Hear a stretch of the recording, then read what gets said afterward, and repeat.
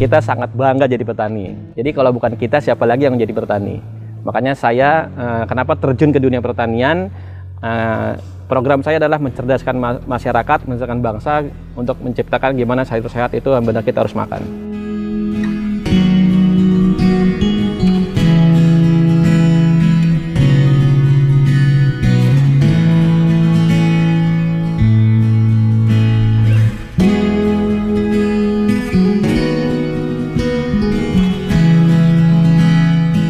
Saya Hendra Kurnia, saya adalah Duta Pertanian Perkotaan Provinsi DKI Jakarta. Saya adalah Ketua Kelompok Tani Rumah Tani Harmani. Dan saat ini kita ada di Lombok Farmhouse. Lombok Farmhouse ini adalah binaan dari Rumah Tani Harmani. Nah, awalnya adalah tempat ini adalah tempat yang kosong ya, tempat kosong, halaman kosong dan rumah kosong. Akhirnya kita berkolaborasi dengan pemilik, tempat ini dijadikan pusat eduwisata pertanian. Di sini ada pertanian, ada toga, ada tanaman sayuran dan ikan.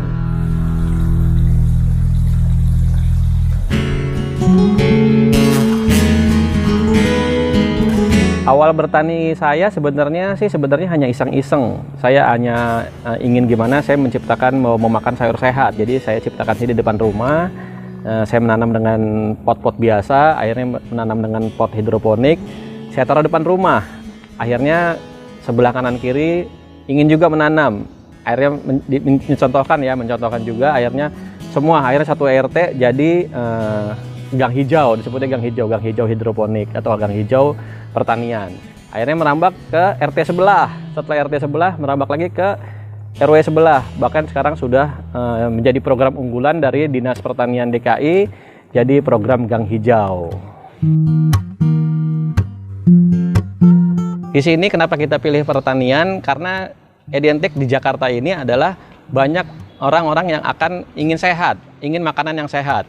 Nah, kalau kita menanam hidroponik kan kita tahu nih vitaminnya dari mana. Jadi kita tanam sendiri, otomatis kalau kita sudah tanam sendiri kita tahu vitamin dari mana. Jadi kita tahu akan jadi sehatnya.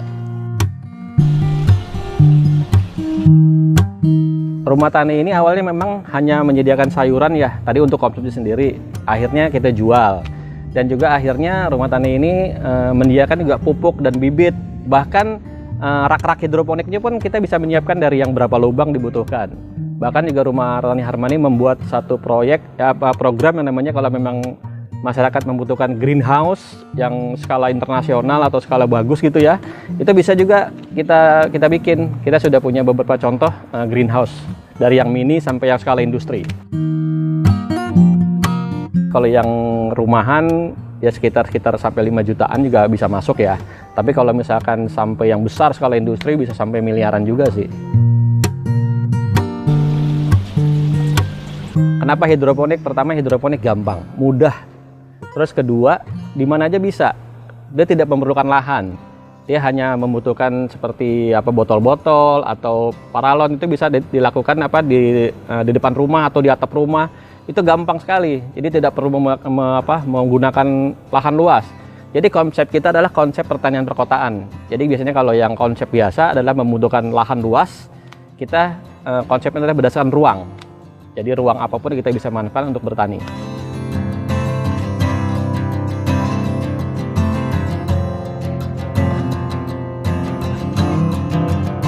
Sebenarnya sama aja, gimana caranya kita memanfaatkannya gini. Kalau di konvensional kan berarti kan kita harus menaruh pupuk ya. Kita harus tahu misalkan satu pot ukuran berapa senti, pupuknya harus berapa. Kalau di hidroponik juga sama. Jadi kebutuhan air itu nanti akan diukur dengan satuan ppm dengan alat TDS dan juga kita ukur pH-nya. pH-nya berapa yang dibutuhkan.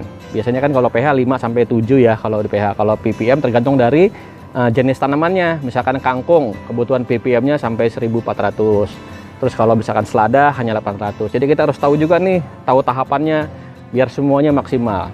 Dan harus ingat, hidroponik itu bukannya organik. Hidroponik itu adalah sayur sehat, mendekati organik. Kenapa dibilang sayur sehat? Karena semua vitaminnya diukur.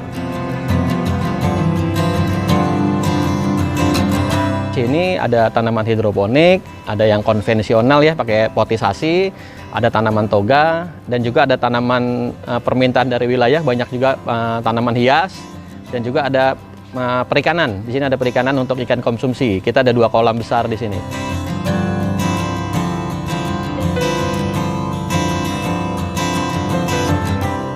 Jadi kalau memang di hidroponik memang banyak kendalanya, yaitu adalah pertama di hidroponik kita butuh adalah sinar matahari memang. Nah kalau dalam musim hujan gini ya kita harus antisipasi sih biasanya. Jangan sampai tanaman tersebut terlalu banyak kena air hujan. Karena kalau terlalu banyak kena air hujan nanti posisi nutrisinya akan tercampur air hujan. Nah diusahakan pertama adalah jangan sampai tercampur air hujan. Kedua ya kita siasati, kita tutup atau gimana jangan sampai air hujan itu berlebih. Dan kedua hama berikutnya biasanya kalau musim hujan banyak kupu-kupu ya, jadi nanti akan timbul ulat.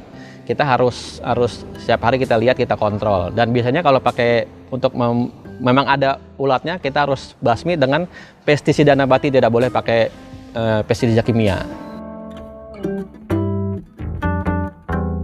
Ya, Rumah Tani Harmani ini awalnya memang di hidroponik awalnya. Lalu gimana kita menciptakan pupuk karena kebutuhan pupuk.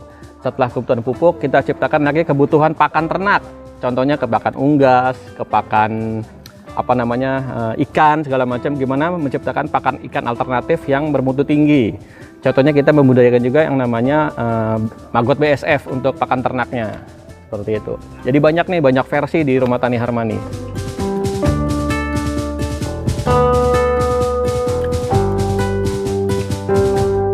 Biasanya kita punya schedule nih.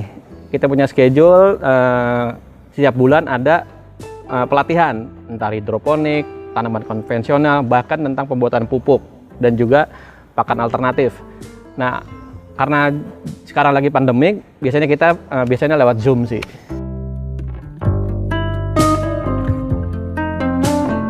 Ya, pelatihannya awalnya memang sekitar wilayah. Sekarang bahkan sudah udah seluruh Indonesia. Bahkan kita punya program dengan ISEC Internasional bahwa kita setiap pertukaran pelajar mahasiswa dunia belajar di Rumah Tani Harmani. Untuk belajar hidroponik, bahkan untuk pupuk dan segala macam.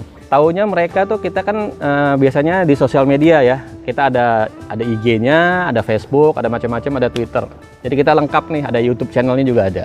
Ya dari sosmed tersebut mereka berkolaborasi dengan Pemda, akhirnya keluar satu nama biasanya karena kita lengkap ya. Jadi mereka mengarahkan ke kita.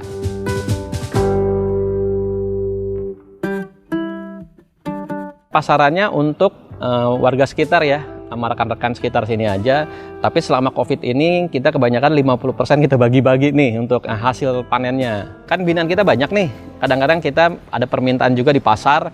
Jadi kita kelompokin nih, misalkan pasar mintanya pekcoy, misalkan kebutuhan pekcoynya 10 kilo. Di binaan kita A cuma ada 3 kilo. Kita gabung dengan binaan B, binaan C, gimana caranya untuk jadi 10 kilo kita tarik ke pasar.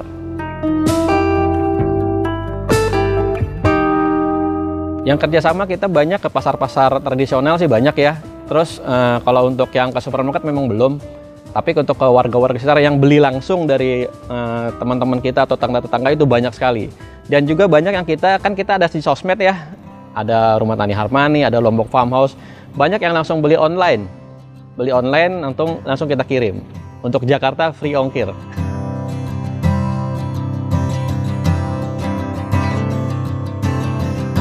Omset, kalau memang jual pure ya, kalau misalkan kita menanam satu sawi ya, kalau di hidroponik satu sawi itu beratnya sawi samhong itu bisa sampai 500 sampai 800 gram. Kalau kita hitung per gramnya aja kan biasanya 500 gram itu kurang lebih 20 ribuan.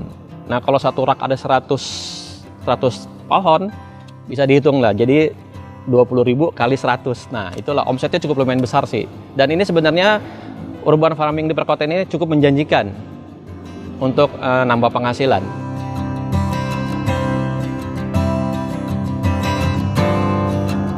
Waktu awal saya pribadi itu adalah benar-benar kita pure adalah kocek sendiri. Jadi tidak ada bantuan apa-apa. Akhirnya bekerja sama dengan Dinas KPKP, Dinas Pertanian ya, dengan Dinas Pertanian wilayah. Akhirnya ada separuh disupport oleh mereka. Tapi kalau untuk di Lombok Farmhouse ini pure bahwa kita masih mandiri sih sebenarnya. Pernah sekali dapat kiriman bantuan bibit ikan dari Dinas Pertanian. Kalau kita kerja sama-sama mereka, pasti mereka support sih. Pemerintah pasti support. Pertanian itu adalah satu kebutuhan manusia yang setiap hari pasti kita makan. Nah, kalau kita makan sembarangan, pasti kita tidak sehat. Justru itu kita harus sehat, gimana caranya menciptakan sayur sehat. Nah, kita ciptakanlah bahwa kita bisa nanam sendiri dengan sayur sehat ini. Untuk pemerintah, kalau bisa kita tetap berkolaborasi dengan masyarakat, agar kita bisa memajukan pertanian khususnya di DKI Jakarta ini. Contohnya, kita harus terjun langsung dan mempelajari, membina, membimbing sampai mereka benar-benar pintar gimana caranya bertani yang baik.